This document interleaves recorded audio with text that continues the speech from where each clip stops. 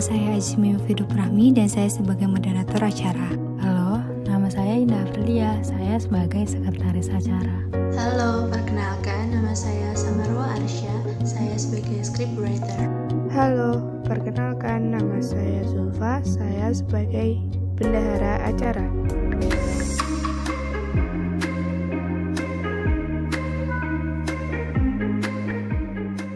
Pada masa pandemi seperti ini, banyak sekali anak muda yang membuat konten tidak bermanfaat di aplikasi TikTok.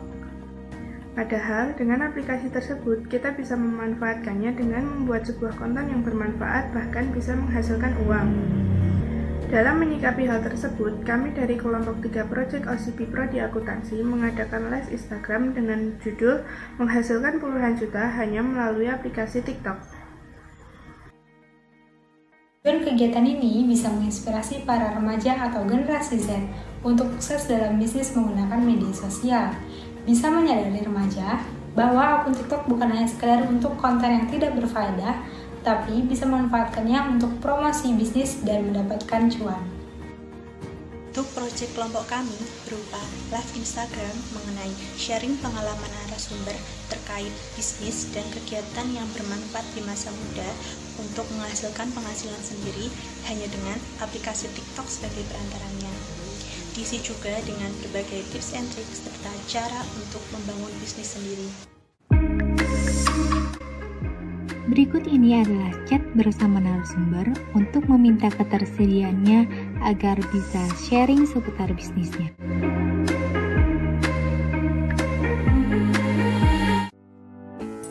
Untuk menarik orang-orang agar ikut berpartisipasi menonton live yang akan diadakan, kami membuat poster yang berisi judul, menampilkan identitas moderator dan narasumber, profil narasumber, waktu pelaksanaan, dan keterangan adanya giveaway untuk audiens yang bertanya. Narasumber bernama Lia Ulmara Hasani yang berusia 18 tahun dan merupakan seorang mahasiswi, konten kreator, dan pebisnis. Sosial media narasumber memiliki 154.000 followers dan meraih 7,4 juta likes pada seluruh videonya. Narasumber pernah meraih ranking 1 paralel, diterima melalui SNMPTN di Universitas Pendidikan Indonesia, dan sekarang berkuliah di Poltekkes Tasikmalaya. Ini adalah penghasilan narasumber dari waktu ke waktu yang akhirnya bisa mendapatkan 124 juta rupiah. Inilah beberapa cuplikan dari kegiatan yang berlangsung. Kita semua tahu ya, TikTok itu udah ada dari dulu, tapi mulai tren lagi dan mulai banyak orang pakai tuh pas awal-awal pandemi kan, karena mungkin gabut atau apa, jadi lebih. Nah, akhirnya kenapa sih kamu memutuskan untuk memilih platform TikTok sebagai media untuk mempromosikan bisnis kamu, produk-produk kamu gitu? Jadi gini ya, untuk awalnya itu aku nggak pernah kepikiran untuk jualan di TikTok, karena emang dulu aku tim yang nyebut TikTok itu alay. Jadi kayak main TikTok kayak alay lah, udah gitu. Nah, terus dulu aku emang fokusnya itu di Instagram. Cuma kalau Instagram itu emang agak susah kan brandingnya. Terus dapat saran dari orang-orang, coba deh main TikTok, katanya banyak yang jualan di TikTok tuh langsung rame gitu. Nah, waktu itu nyoba deh bikin satu video di TikTok, terus videonya tuh viral sampai 1 juta tayangan. Abis itu aku nyoba, kalau misalkan tiba-tiba aku jualan, ini para followers aku bakal kaget gak ya gitu. Nah, akhirnya aku nyoba upload salah satu video, yang waktu itu videonya itu sama sekali nggak niat, kayak yaudahlah upload aja gitu.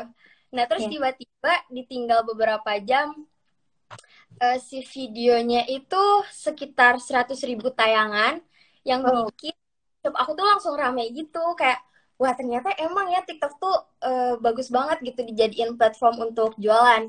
Nah, salah satu alasannya emang itu. Jadi kalau misalkan di TikTok itu kan random ya, jadi video kita tuh bisa ke-publish kapanpun, dimanapun, dan ke siapapun gitu. Nggak kayak di Instagram. Soalnya kalau misalkan di Instagram, kalau aku misalkan bikin Instastory jualan, nah yang liatnya itu pasti cuma orang-orang yang follow aja. Sedangkan kalau misalkan TikTok enggak, kita bikin video, ya siapapun yang nggak follow kita bisa lihat, bahkan itu bisa sampai juta-juta tayangan gitu. Bisa masuk ke FYP orang ya. Iya. Ada ini gak sih, ada tipsnya gak sih biar FYP gitu di TikTok? Kalau untuk tips FYP mungkin 2 ya, yang aku rasain sekarang tuh. Yang pertama, pakai sound yang lagi viral. Yang kedua, hashtag sih. Cuma ada pertanyaan pertama dari Vocado 1. Bagaimana cara kita mengetahui kalau bisnis tersebut masih bisa survive atau tidak? Langsung jawab aja ini ya. Langsung jawab aja. Untuk aku pribadi, untuk tahu bisnis itu bisa bertahan atau enggak, sebenarnya tetap lihat ke diri kita ya. Kayak kita lihat dulu modal kita masih ada atau enggak. Terus kita lihat barang yang mendem itu masih banyak atau sisa sedikit. Nah, menurut aku kalau misalkan si modal kita masih ada, terus kita kayak masih pengen bisnis ini bertahan, motivasi kitanya kuat, ya sebenarnya itu bisa-bisa aja bertahan kayak gitu. Cuma emang kalau misalkan kita tipe orang yang kayak bosenan, atau kalau misalkan gagal dikit langsung berhenti, ya modal udah habis atau barang stoknya banyak, ya itu otomatis udah nggak bisa bertahan kayak gitu. Jadi tetap motivasi yang kuat ya, yang bisa Iya. survive di dunia bisnis itu. Iya. Yang kedua, Lestina. Bagaimana cara kakak memanajemen waktu antara berbisnis dan kegiatan kakak sehari-hari, katanya? Untuk sekarang itu karena emang kuliahnya lagi online ya, kadang aku tuh multitasking gitu loh. Jadi kayak aku nge-zoom tapi sambil bisnis juga, sambil ngerjain orderan kayak gitu. Cuma kalau misalkan dulu, waktu sekitar SMA, aku kalau misalkan bisnis itu gini. Jadi ketika pagi-pagi sampai siang kan aku sekolah ya. Nah, pulang sekolah itu aku langsung kerjain tugas atau belajar, itu biasanya sampai maghrib. Nah, abis maghrib sampai isya itu aku break dulu. Nah, setelah isya baru aku urus bisnis kayak gitu. Yang pastinya aku selalu nyisihin waktu sekitar 2 atau 3 jam untuk pembelajaran. Sisanya ya untuk bisnis. Karena emang kayaknya ini setengah hati aku udah ada di bisnis. Jadi kayak susah banget buat ninggalin bisnis.